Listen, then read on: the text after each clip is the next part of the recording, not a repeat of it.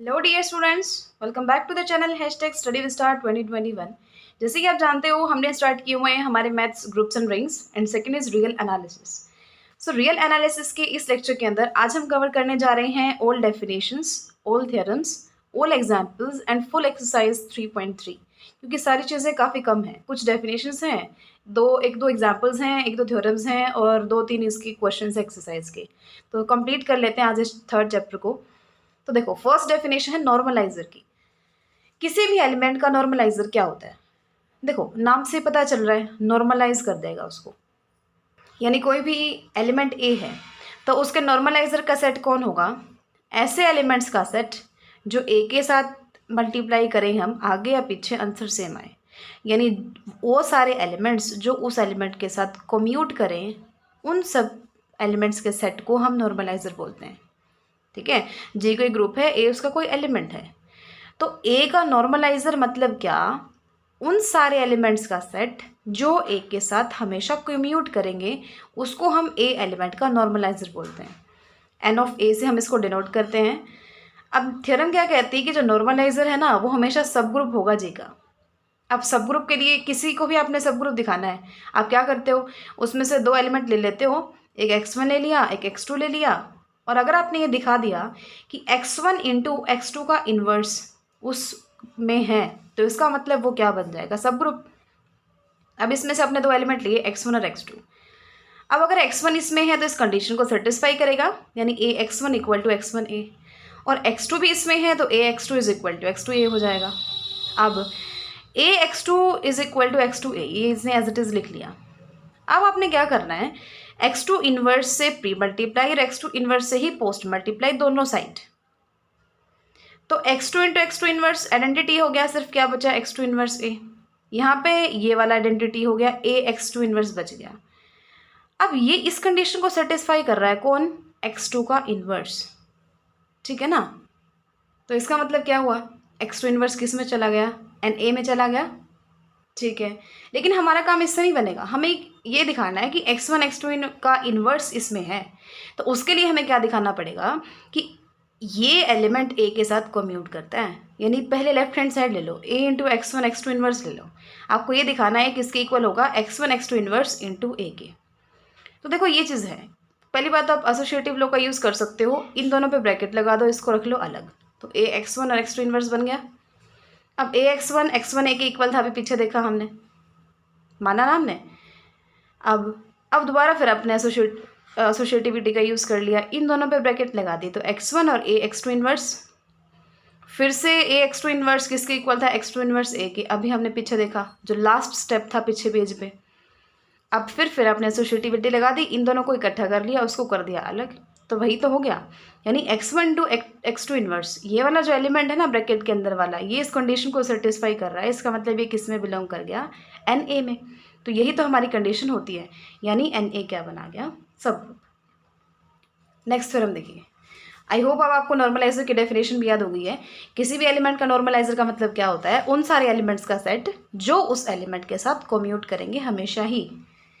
ये क्या कहती है कि अगर ये सेंटर है जी का और then A belongs to Z G, यानी कोई एलिमेंट ए सेंटर में कब बिलोंग करेगा? If and only if normalizer of A is equal to G. If G is a finite group, then A belongs to ZG if and only if order of normalizer of A is equal to order of G। ये दो definition है इसकी, एक तो यहाँ से लेके और G तक की है, एक यहाँ से लेके यहाँ तक है। ये कैसे भी आ सकता है। यानी आपको इन शॉर्ट पता क्या करना है, आपने ये लेके चलना है A एलिमेंट ZG में है, आपको ये दिखाना है कि NA G के इक्वल होगा। फिर आपने ये लेके चलना है कि ये दोनों इक्वल हैं, आपको ये दिखाना होगा कि A ZG में बिलोंग करता है। तो सबसे पहले हम ये मान के चलते हैं कि A इसमें है, हम ये दिखाएंगे कि NA G के इक्वल है। तो सबसे पहली बात तो ना हम NA की भी और ZG की भी डेफिनेशन लिख लेते हैं। नॉर्मलाइजर ऑफ A का मतलब क्या होता है? वो सारे एलिमेंट्स जो A के साथ कम्यूट करें। और सेंटर ऑफ G में क्या होते हैं? वो सारे एलिमेंट्स जो हर एलिमेंट के साथ कम्यूट करें, यानी ZX is equal to XZ। Normaliser में और सेंटर में फ़र्क होता है। नॉर्मलाइजर किसी एलिमेंट का होता है, यानी उन एलिमेंट्स का सेट जो उस एलिमेंट के साथ हमेशा कम्यूट करे, वो होता है नॉर्मलाइजर सेट। लेकिन सेंटर का मतलब क्या है? उस ग्रुप के वो सारे एलिमेंट जो उस ग्रुप के हर एलिमेंट के साथ कम्यूट करे। तो हमने दोनों की डेफिनेशन लिखी। अब हम ये मान के चलेंगे कि ए सेंटर में है। ए अगर सेंटर में है तो ये इसके हर एलिमेंट के साथ कम्यूट करेगा, यानी A X is equal to X A हो जाएगा। लेकिन ये कंडीशन किसकी होती है? नॉर्मलाइजर की होती है, यानी एक्स किस में बिलोंग कर गया? नॉर्मलाइजर ऑफ ए। ठीक है, एक्स हमने लिया कहाँ से था? जी से। आ गया कि एक्स की बात हो रही है, एक्स हमने लिया कहाँ से था? जी से। आ गया किसके अंदर? नॉर्मलाइजर ऑफ ए में, तो जी एन ए का सबसेट है। लेकिन नॉर्मलाइजर तो हमेशा जी का सबसेट होगा, क्योंकि नॉर्मलाइजर में सारे एलिमेंट जी के ही तो होते हैं और जी बड़ा सेट है, तो ऑब्वियसली नॉर्मलाइजर ऑफ ए जी का सबसेट होता है।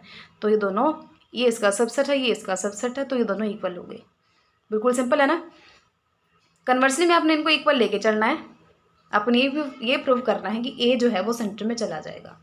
अब देखो, अगर ये इक्वल है तो जी को मैं कह सकती हूँ ना सबसेट है एन ए का। अगर ये इक्वल है तो इसका मतलब ये उसका सबसेट है, ये उसका सबसेट है, ये तो होगा ही होगा, यानी मैंने मान लिया जी एन ए का सबसेट है। अब अगर एक्स जी में होगा, एक्स अगर जी में है तो जी इसका सबसेट है, तो एक्स एन ए में भी होगा। अब एक्स एन ए में है तो इस कंडीशन को सेटिस्फाई करेगा, यानी एक्स ए एक्स के इक्वल हो जाएगा। लेकिन यही कंडीशन किसकी होती है? सेंटर की। तो इसका मतलब ए किस में बिलोंग कर गया? जेड जी में। बस ऐसे ही आपको घुमा फिरा के थ्योरम प्रूव करनी है। ये ज़्यादा डिफिकल्ट नहीं है, लेकिन ईजी भी नहीं है। दिखने में ईजी है कि हाँ मेरे को समझ आ गई, लेकिन लिख के देखोगे ना, कहीं एक्स कहीं ए, थोड़ी सी डिफिकल्टी आ सकती है आपको, अगर आप बिल्कुल एग्जाम टाइम में ही करके देखोगे। अभी इसको लिख के और करके देखना, कोई प्रॉब्लम नहीं आएगी आपको। तो ए इसमें बिलोंग कर गया। Thus N A is equal to G ने क्या, ये यही तो हमें प्रूव करना था, इक्वल लेके चलना था और ये प्रूव करना था ये इसमें बिलोंग कर जाता है। तो हमने प्रूव कर दिया कि ये इसमें बिलोंग करता है। अब देखो एक चीज़ और इसने कही थी, ये बाद वाली जो लाइन थी कि if G is finite then this belongs to Z G if and only if order जो है एन ए का वो ऑर्डर ऑफ जी के इक्वल होगा। अब एक बात बताओ, अगर जी फाइनाइट है उसका मतलब ही तो यही होता है ना कि जो एन ए है वो जी के इक्वल हो। अगर जी फाइनाइट है तो एन ए किसके इक्वल होगा? जी के इक्वल होगा, यानी नॉर्मलाइजर और ग्रुप दोनों सेम होंगे। If and only if order of N A equal to order of G. अब ये इसके इक्वल कब होता है? ये इसके इक्वल है, सॉरी, तो इन दोनों का ऑर्डर भी तो सेम होगा ना। ठीक है, तो यही चीज़ हमें प्रूव करनी थी। ये जो फाइनाइट वाली चीज़ है उसका कुछ ज़्यादा मसला नहीं है, वो चीज़ काफ़ी इंपॉर्टेंट है जो हमने यहाँ तक की है। फिर भी आपको पता इसका भी होना चाहिए कि अगर फाइनाइट है ना तो ये दोनों इक्वल हो जाएंगे, इनका ऑर्डर भी इक्वल हो जाएगा। तो साथ में हमने ये चीज़ भी प्रूव कर दी कि अगर ग्रुप फाइनाइट है तो ये इसमें बिलोंग करेगा, इफ़ एंड ओनली इफ़ ये दोनों इक्वल हो जाएंगे। ठीक है, एग्जाम्पल नंबर फर्स्ट, अगर एफ एक ऑटोमॉर्फिज्म है ग्रुप जी की और ए जी का कोई एलिमेंट है, ध्यान देना, ए तो जी का कोई एलिमेंट है और एफ कोई ऑटोमॉर्फिज्म है, तो आपने ये शो करना है कि एफ ऑफ एन ए और एन ऑफ एफ ए दोनों सेम होंगे। अब दो चीज़ों को इक्वल दिखाने के लिए हम क्या प्रूव करेंगे कि वे इसका सबसेट है और ये उसका सबसेट है, तो दोनों जब एक दूसरे का सबसेट हो जाएंगे तो दोनों इक्वल हो जाएंगे। तो वही काम है, सबसे पहले तो डेफिनेशन लिख लो। सिंपल एन ए का यहाँ यूज़ होगा, तो हमने एन ए लिख लिया। एन ए क्या होता है? वो सारे एलिमेंट्स जो ए के साथ कम्यूट करें। और एन ऑफ एफ ए यानी वो सारे एलिमेंट्स जो एफ ए के साथ कम्यूट करें, है ना। यहाँ जो एलिमेंट है उसके साथ ही तो कम्यूट करने चाहिए ना वो सारे x. So f a into x equal to x into f a, definition लिखी। अब देखो, आपको सबसे पहले हम ये प्रूव करेंगे कि ये इसका सबसेट है, यानी लेफ्ट हैंड साइड सबसेट है राइट हैंड साइड का। तो लेफ्ट हैंड साइड में से कुछ उठाना पड़ेगा, हमने एक्स उठा लिया। अगर एक्स इसमें है, एफ ऑफ एन ए में है, तो एक्स किसी एफ वाई के इक्वल होगा जहाँ वाई एन ए का कोई एलिमेंट होगा, है ना। x अगर फंक्शन ऑफ एन ए में बिलोंग करता है तो इसका कोई y एलिमेंट भी तो होगा ना कि x एफ वाई के इक्वल होगा। अब y एन ए में से है तो इस कंडीशन को सेटिस्फाई करेगा, यानी y a equal to a y. अब दोनों साइड आपने f लगा दिया तो f of y a equal to f of a y. अब f क्या दिया था इसने? ऑटोमॉर्फिज्म। ऑटोमॉर्फिज्म है यानी होमोमॉर्फिज्म तो है ही है, यानी आप इनको अलग अलग कर सकते हो। f of y into f of a equal to f of a into f of y. अब एफ ऑफ वाई तो एक्स है, एफ ऑफ ए एक्स। इस कंडीशन को सेटिस्फाई कर गया कौन? एक्स। और इस कंडीशन को सेटिस्फाई करने वाला किस में चला जाता है? एन ऑफ एफ ए में। तो एक्स इसमें चला गया, लिया था इसमें से, चला गया इसमें, तो ये इसका सबसेट हो गया। बिल्कुल सिमिलरली आपने इसका कोई एलिमेंट लेके चलना है, इस वाले का ले लो। अब वाई आपने इसका कोई एलिमेंट ले लिया, अगर वाई इसका एलिमेंट है, इसका एलिमेंट है तो इस कंडीशन को सेटिस्फाई करेगा, यानी y into f a will be equal to f a into Y.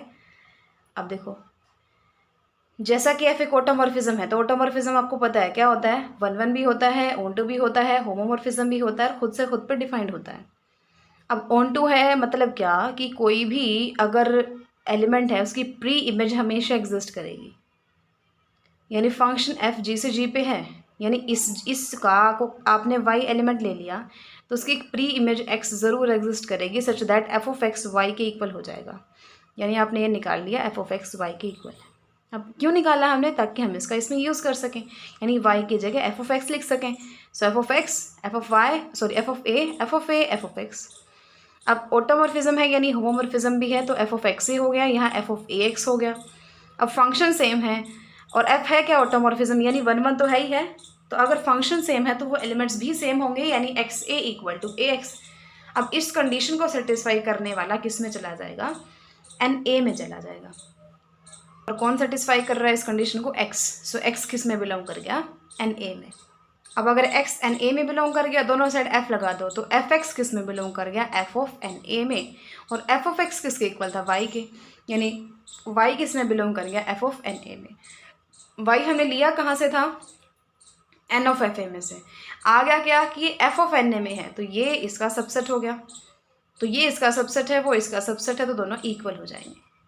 ठीक है, बस आपको 2 3 बार लिख के देखने की ज़रूरत है, बिल्कुल ईजी है, कोई दिक्कत वाली बात नहीं है। अच्छा, कॉम्यूटेटर और भी ईजी है। कॉम्यूटेटर का मतलब क्या है, कोई 2 एलिमेंट लिए ए और बी, तो a inverse B inverse A b, इसको आप कॉम्यूटेटर बोलते हो, ए का और बी का। बस ए और बी का कॉम्यूटेटर मतलब क्या, ए इनवर्स बी इनवर्स और ए बी, सिंपल सी बात है, इसको आप कॉम्यूटेटर बोलते हो, ए और बी का। कॉम्यूटेटर सब ग्रुप क्या हो जाएगा, ऐसे ऐसे सारे एलिमेंट्स का सेट, यानी सेट ऑफ ऑल कॉम्यूटेटर्स क्या बना देगा, कॉम्यूटेटर सब ग्रुप, या फिर आपको डिराइव्ड सब ग्रुप भी आप इसको बोल सकते हो। बिल्कुल इजी है। और जी डैश या फिर इससे, इन दोनों चीज़ों से आप डिनोट करते हो, डिराइव्ड ग्रुप कह लो या कॉम्यूटेटर सब ग्रुप कह लो, आपकी मर्जी। अब थ्योरम क्या कहती है कि अगर ये कॉम्यूटेटर सब ग्रुप है ना, पहली बात तो जी डैश नॉर्मल सब ग्रुप होगा, दूसरी बात ये एबिलियन होगा, और तीसरी बात जी डैश स्मॉलेस्ट सब ग्रुप होगा जी का, जिसके लिए ये एविलियन है। ये तीनों चीज़ें आपने दिखानी है और मान के सिर्फ एक ही चीज़ चलनी है कि ये कॉम्यूटेटर सब ग्रुप है। तो पहली चीज़ आपने ये प्रूव करनी है कि ये नॉर्मल सब ग्रुप होगा। अब पहली बात, सब ग्रुप तो इन्होंने दिया हुआ है ना, तो आपको सिर्फ ये प्रूव करना है कि ये नॉर्मल सब ग्रुप है। तो नॉर्मल सब ग्रुप के लिए हम क्या प्रूव करते हैं, बीच में तो इसका एलिमेंट और आगे पीछे ग्रुप के एलिमेंट, यानी एक्स जी एक्स इनवर्स। अगर हम जी डैश में दिखा दें तो जी डैश क्या हो जाएगा, नॉर्मल सब ग्रुप हो जाएगा। अब सबसे पहले तो टी हमने डेफिनेशन लिख ली, T is equal to A inverse B inverse A B such that A B belongs to G. अगर हमने टी को ऐसा ऐसा सेट ये मान लिया, तो G dash is generated by T. G dash क्या है, जनरेटेड बाय टी है। देखो सिंपल सी बात है, टी क्या है, टी में इस टाइप के एलिमेंट है, a inverse B inverse A b. अब आपको पता है ऐसे ऐसे एलिमेंट्स का सेट ही तो क्या होता है, कॉम्यूटेटर सब ग्रुप होता है ना, यानी जी डैश होता है। सो टी सबसेट होगा जी डैश का, और जी डैश किसका सबसेट है, जी का। इतना तो आपको समझ आ गया। अब एक्स जी में से आपने ले लिया और जी जी डैश में से ले लिया, तो एक बात बताओ, जी डैश जी का भी तो सबसेट है, तो जी अगर जी डैश में है तो जी जी में भी तो होगा, यानी एक्स और जी दोनों जी में है, तो एक्स इसमें है तो एक्स इन्वर्स भी जी में होगा। यानी एट लास्ट आपने ये दिखाना है कि जी और एक्स इनवर्स जी में है, बस। उसके बाद देखो, उसके बाद by definition, definition of G dash, G dash की डेफिनेशन क्या कहती है कि अगर जी के आपने कोई 2 एलिमेंट लिए ना, तो ऐसा ऐसा एलिमेंट किस में जाएगा, कॉम्यूटेटर सब ग्रुप में। क्योंकि देखो पहले तो कोई 2 एलिमेंट हैं, उन दोनों से हमने कोई कॉम्यूटेटर बनाया, ए बी से हमने क्या बनाया, a inverse B inverse A b, और उनके सेट को ही तो हम कॉम्यूटेटर सब ग्रुप यानी जी डैश बोलते हैं। तो अगर हम कोई भी 2 एलिमेंट ले लें जी के, तो इस टाइप के एलिमेंट किस में जाएगा, कॉम्यूटेटर सब ग्रुप में। तो कोई 2 एलिमेंट मैंने ले लिए जी के, तो इस टाइप का एलिमेंट किस में जाएगा, जी डैश में, यानी कॉम्यूटेटर सब ग्रुप में। इस टाइप का मतलब इसका इन्वर्स, फिर इसका इन्वर्स, फिर ये एज इट इज़, फिर ये as it is. So G inverse, x inverse का इन्वर्स, फिर जी और फिर एक्स इन्वर्स। अब एक्स इन्वर्स का इन्वर्स क्या होता है, एक्स होता है। So G inverse x G x inverse किस में बिलोंग कर गया, जी डैश में। अब आपने क्या करना है, एक्स जी और एक्स डैश, इस एक्स इन्वर्स इन तीनों को तो इकट्ठा कर लो और जी इन्वर्स को कर लो अलग। तो ये बिलोंग कर गया जी डैश में। लेकिन देखो जी जी डैश में था तो जी इन्वर्स भी जी डैश में था, है ना। या फिर एक काम करो, सुनो, एक सबसे पहले तो आपने सिर्फ यही किया, इन तीनों को अलग कर लिया, इसको अलग कर लिया। तो इन तीनों को आपने अलग कर लिया और इसको आपने अलग कर लिया अलग। अब जी किसका एलिमेंट था, जी डैश का एलिमेंट था, और एक एलिमेंट ये है तो उनकी मल्टीप्लाई भी तो जी डैश में होगी, क्योंकि जी डैश एक ग्रुप भी तो है। सब ग्रुप मतलब सबसेट भी है और ग्रुप भी है, तो ग्रुप भी है। एक एलिमेंट इसका ये है, एक एलिमेंट उसका जी है, तो उनकी मल्टीप्लाई भी तो जी डैश में होगी। सो जी इंटू ये चीज़ is equal to G dash. अब ये चीज़ क्या बन गया, आइडेंटिटी। तो एक्स जी एक्स इनवर्स किस में बिलोंग कर गया, जी डैश में। तो ये कंडीशन क्या कहती है कि जी डैश क्या है, जी का नॉर्मल सब ग्रुप है। दूसरा आपने ये प्रूव करना है कि जी बाय जी डैश एक एबिलियन ग्रुप है। एबिलियन मतलब आपने इसके दो एलिमेंट ले लिए, एक होगा जी डैश बी टाइप का, एक होगा जी डैश ए टाइप का। इनको आगे पीछे मल्टीप्लाई कर लो, बेशक इक्वल आएगा आंसर, यानी G dash B into G dash A will be equal to G dash A into G dash B. देखो कैसे करेंगे, ए और बी जी के कोई दो एलिमेंट लिए तो जी डैश ए और जी डैश बी ये इसके एलिमेंट हो जाएंगे, ये तो हमें पता है। अब जी डैश नॉर्मल है जी के अंदर, तो कोई भी नॉर्मल सब ग्रुप हो ना तो उसके लिए राइट कोसेट और लेफ्ट कोसेट सेम होते हैं, ये हम कर चुके हैं। यानी जी डैश ए और ए जी डैश दोनों सेम होंगे। दूसरी चीज़ कि अगर आप जी डैश ए भी लिखते हो ना तो आप उसको जी dash A into G dash B ऐसे भी लिख सकते हो, ये प्रॉपर्टी होती है कोसेट्स की। अब जी डैश की डेफिनेशन क्या कहती है कि अगर ए और बी जी में हैं तो इसका कोम्यूटेटर एलिमेंट बनाओ, क्या बनेगा, ए इनवर्स बी इनवर्स ए बी, वो किस में जाएगा, कोम्यूटेटर सब ग्रुप के अंदर। ये चीज़ तो आप हमेशा याद रखना, जी के कोई दो एलिमेंट लिए उनका एक कोम्यूटेटर एलिमेंट बनाया ना, वो किस में जाएगा, कोम्यूटेटर सब ग्रुप में जाएगा। अब इसको आप क्या लिख सकते हो, बी ए का whole inverse into A B हम इसको लिख सकते हैं ना, किस में चला गया, जी डैश में। अब ये चीज़ क्या है, अब हमने क्या किया, इसका inverse into A B G dash इसके अंदर था, तो इसने यही कहा है कि एक्स वाई इन्वर्स अगर एच में है तो H X is equal to H Y, यानी G dash B A equal to G dash A B हो जाएगा। अब इसको आप कैसे लिख सकते हो, G dash B into G dash A, और इसको कैसे लिख सकते हो, G dash A into G dash B. सो इसका मतलब ये क्या हो गया, एबिलियन हो गया। ठीक है। अगर आपको किसी भी प्रॉब्लम किसी भी स्टेप पे कोई डाउट आ रहा है ना, तो तभी आ रहा होगा जब आपने सारी वीडियोस नहीं देखी हैं थर्ड चैप्टर की, क्योंकि जी बाय डी डैश क्या होता है और इसके एलिमेंट इस टाइप के कैसे आए, ये कोसेट्स वाला जो कॉन्सेप्ट है ये सब हम बिल्कुल स्टार्टिंग से करते आ रहे हैं। सो चैप्टर 3 प्लीज़ बिल्कुल स्टार्टिंग से देखें ताकि आपको बिल्कुल अच्छे से सारे कॉन्सेप्ट समझ आ जाए। थर्ड देखिए, थर्ड में इसने कहा, देखो इसने दो चीज़ें कही हैं कि जी डैश जी का स्मॉलेस्ट सब ग्रुप होगा such that G by G dash क्या हो जाएगा, एबिलियन हो जाएगा। यानी अगर सिंपल वर्ड्स में मैं कहूँ ना, आपने ये दिखाना है कि ये तो आप दिखा चुके हो कि जी बाय जी डैश एबिलियन होगा, अभी सेकंड पार्ट में हमने दिखाया था। अब आपने ये दिखाना है कि जी बाय जी डैश तो एबिलियन है, ठीक है, लेकिन अगर कोई और एबिलियन है, जैसे मान लो जी बाय के है, अगर वो भी एबिलियन है ना तो जी बाय जी डैश उससे छोटा होगा, यानी जी डैश सबसेट होगा के का। यानी ये एबिलियन है और कोई और मान लो कि ये भी एबिलियन है, तो आपने ये दिखाना है कि ये वाला छोटा होगा, यानी जी डैश सबसेट होगा के का, ये आपने दिखाना है। यानी सिंपल सी बात है, आपको जी डैश को के का सबसेट दिखाना है। अब देखो आपने कोई दो एलिमेंट्स मान लिए जी बाई के, एक होगा के ए की फॉर्म का, एक होगा के बी की फॉर्म का। अब जी बाई के एबिलियन है, इसका मतलब के ए इंटू के बी करो या के बी इंटू के ए करो, सेम आएगा। इसको आप क्या लिख सकते हो, के ए बी, इसको आप क्या लिख सकते हो, के बी ए लिख सकते हो। अब इस चीज़ का हम यूज़ करेंगे कि अगर एच एक्स एच वाई के इक्वल है तो X into Y inverse H में बिलोंग करता था। सो अगर K into A B K B A के इक्वल है तो A B into B A inverse K में बिलोंग करेगा। बिल्कुल इसी चीज़ का हमने यहाँ पे यूज़ किया। अब A B as it is, इसको ओपन कर लो, क्या बन गया, ए इनवर्स और बी इनवर्स। अब आपने क्या किया, ये जो एलिमेंट है ये किस में है, के अंदर है, तो आप ए को क्या लिख सकते हो, ए इनवर्स का इनवर्स, और बी को क्या लिख सकते हो, बी इनवर्स का इनवर्स, के में बिलोंग कर गया। अब बिल्कुल ध्यान से समझना, इसने ये कहा कि आप टी से लेके चले थे इसको, टी का मतलब ये हमने स्टार्टिंग में माना था ना, यानी कोई इस टाइप का जो एलिमेंट है वो टी में होगा, यानी इस टाइप का एलिमेंट होता तो हमेशा टी में है, लेकिन यहाँ से हमारे पास क्या आ गया कि के अंदर है। ये चीज़ टी में कैसे ही आपको समझ आई ना। आप ए इनवर्स और बी इनवर्स के लिए बना के देखो, अगर ए इनवर्स और बी इनवर्स हम ले लें तो एलिमेंट क्या बनेगा, ए इनवर्स का इनवर्स, बी इनवर्स का inverse, A inverse, B inverse. तो एलिमेंट हो गया ना टी के अंदर। तो अगर ये था टी में लेकिन आ गया के में, तो टी के का सबसेट हो गया। अब के क्या है, जी का सब ग्रुप है जो टी को कंटेन करता है। देखो के जी का सब ग्रुप है, ये हमें पता है। और अब हमें ये पता चल गया ये टी को कंटेन करता है, ये तो हमने वही लिखा जो हमें पता है। लेकिन ये क्या है, रिजल्ट है कि जी डैश स्मॉलेस्ट सब ग्रुप होता है जी का कंटेन करने वाला टी को। ये हमने अभी कहा है कि जी डैश इज स्मॉलेस्ट सब ग्रुप ऑफ जी। तो ये तो इसका कोई भी सब ग्रुप है, ये स्मॉलेस्ट सब ग्रुप है, तो ये स्मॉलेस्ट है तो जी डैश के का सबसेट हो गया ना।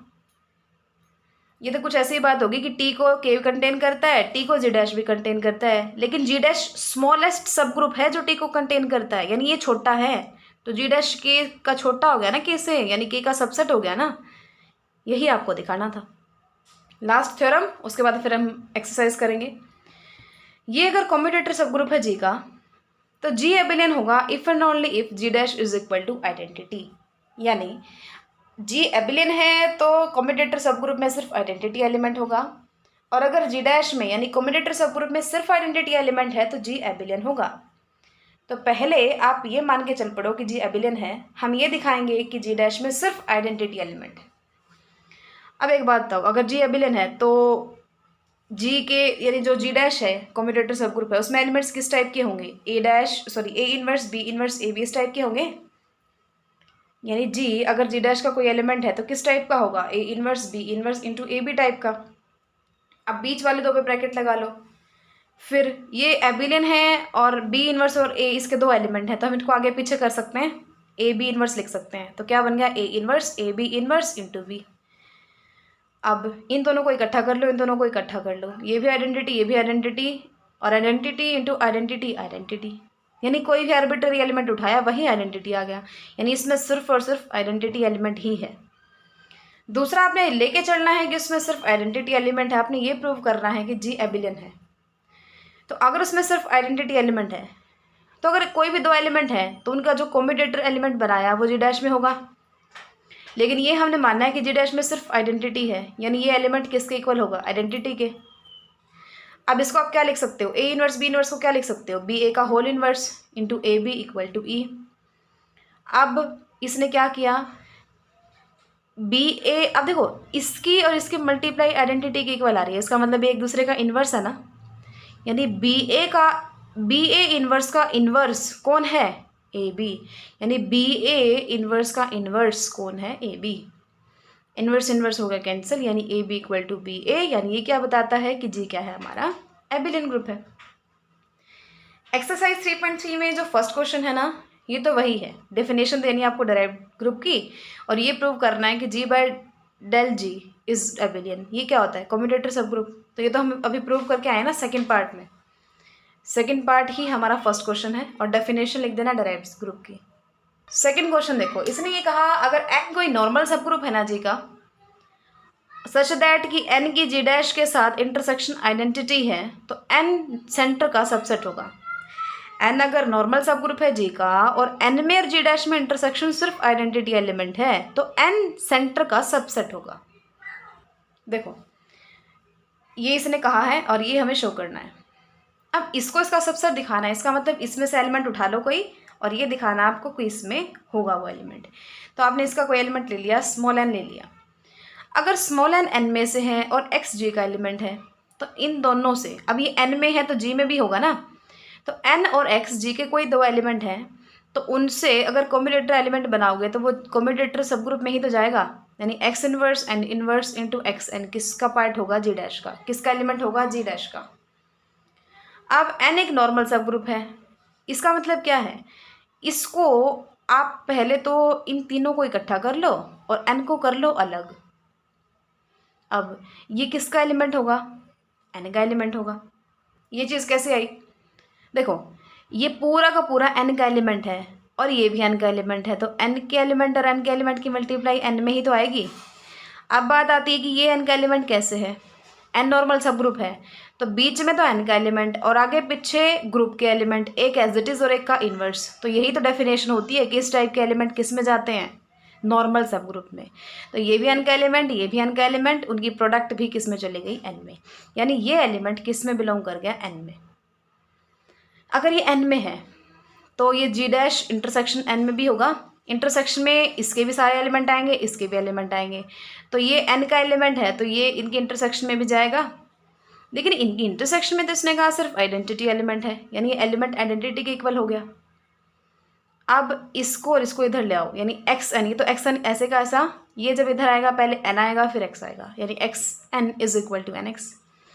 यानी एन जो है वो हर एलिमेंट के साथ कम्यूट करता है और ऐसे एलिमेंट किस में जाते हैं, सेंटर में। तो N belongs to center of G, यानी N is subset of center of ji.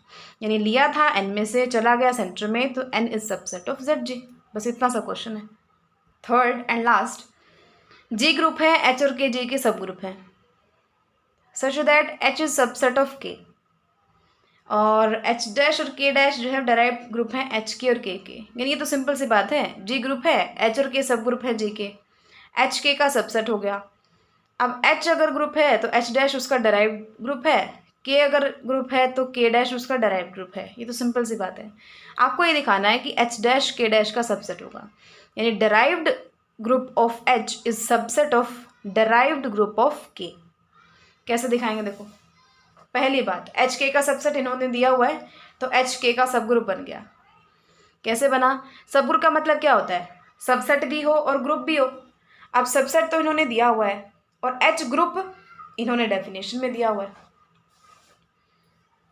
H सब ग्रुप है तो ग्रुप भी है ना, तो ग्रुप तो यहाँ से हो गया और सबसेट इसने यहाँ दे दिया, तो एच सब ग्रुप हो गया किसका, जी का तो था ही था, के का भी सब ग्रुप हो गया क्योंकि के का सबसेट है। अब हमें ये पता है के डैश क्या है, डायरेक्ट ग्रुप है के का, तो स्मॉलेस्ट सब ग्रुप है के का। ये हमने अभी पीछे प्रूव किया है कि कोई भी जो डायरेक्ट ग्रुप होता है ना वो स्मॉलेस्ट सब ग्रुप होता है उसका, यानी छोटे से छोटा सब ग्रुप डायरेक्ट सब ग्रुप ही होता है। यानी के dash is subset of H. ये कैसे कहा कि एच तो इसका कोई भी सब ग्रुप है और के डैश होता है स्मॉलेस्ट, तो के डैश एच का सबसेट होगा। अब के डैश एच का सबसेट है तो इसका मतलब के डैश एच का सब ग्रुप बन गया। कैसे, सब ग्रुप बनने के लिए दो कंडीशन है, सबसेट और ग्रुप। के डैश ग्रुप तो है ही है, ये तो आपको पता है, डिराइव्ड ग्रुप है, नाम में पीछे ग्रुप है तो ग्रुप तो है ही है, और ये इसका सबसेट भी हो गया तो ये सब ग्रुप बन गया एच का। लेकिन किसी भी ग्रुप का स्मॉलेस्ट सब ग्रुप कौन होता है, उसका डिराइव्ड सब ग्रुप, यानी H dash smallest subgroup है एच का, और के डैश एनी सब ग्रुप है तो छोटे वाला जो है वो बड़े वाले का सबसेट होगा ना, तो एच डैश सबसेट हो जाएगा किसका, के डैश का। दो स्टेप और आपका क्वेश्चन फिनिश। सो ये आज इसी के लेक्चर के साथ हमारा चैप्टर नंबर 3 कंप्लीट होता है। अगर आपको कहीं भी कोई भी डाउट है सो आप कमेंट सेक्शन में कमेंट करके और पूछ सकते हैं। So keep learning and thanks for watching.